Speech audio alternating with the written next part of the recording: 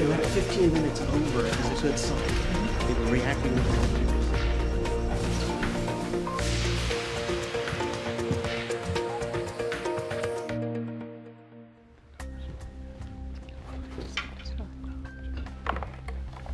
Mr. Bremer, as you know, this committee is tasked with finding the team and the city best prepared to receive funding and considerable attention for their program.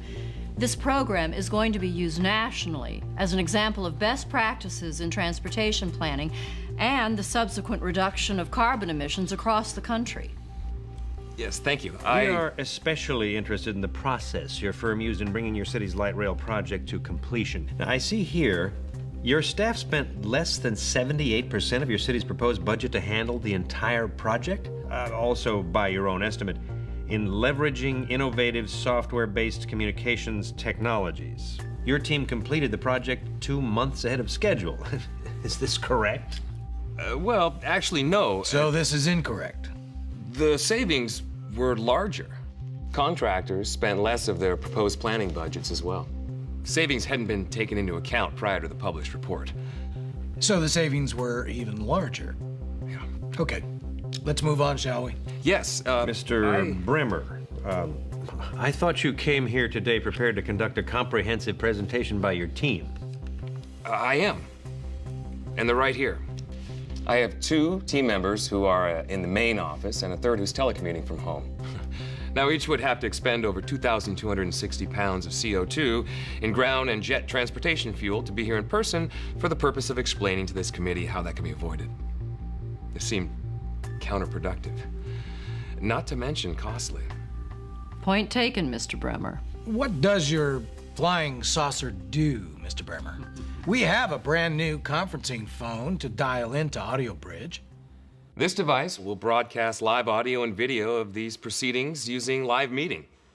Thanks to this, we've saved over 50% last year in audio conferencing costs. In this meeting alone, I will save you $50 in audio conferencing costs. Where do you want us to sit, Ted?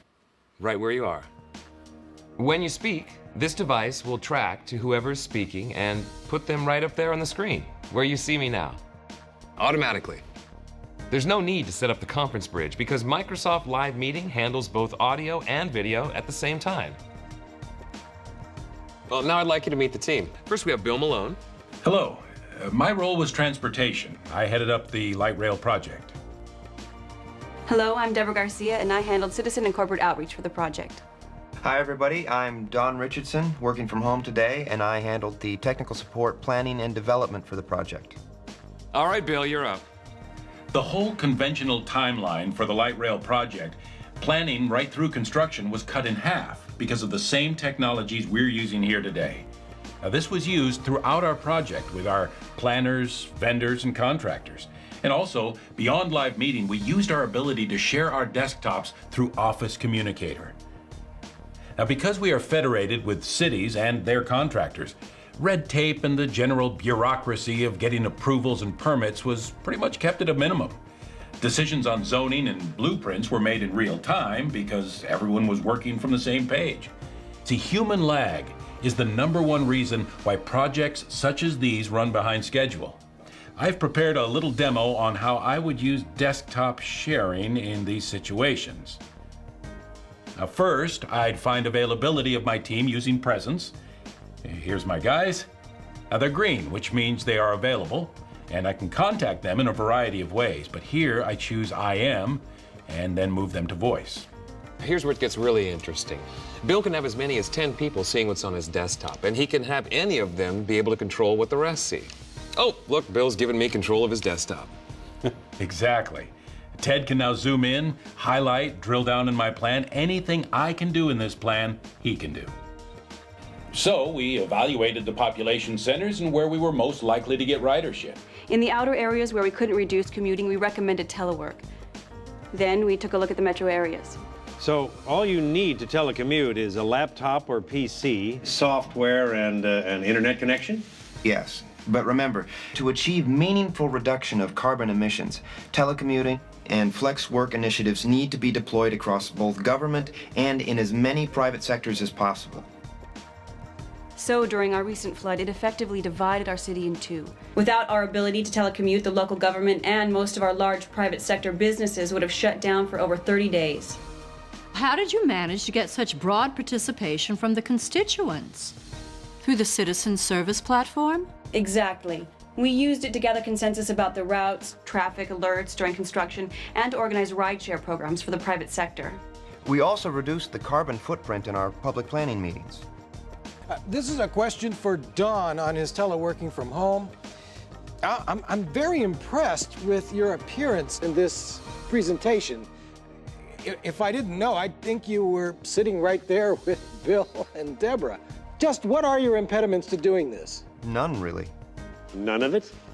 The live meetings, sharing desktops, video? Microsoft's unified communication is integrated with my office's existing phone system. My laptop doubles as my phone, so I can receive and call out anywhere and use my on-site number. It's completely transparent. Telecommuting also frees up office space. If any available office can be instantly repurposed for any on-site employee, then you can free up the space for other needs. Instantly repurposed? Here, look. With programmable phones, an employee finds any phone, punches in their code, that phone becomes their phone, complete with their contact lists, everything. I want one. I want 10. Well, I have no further questions.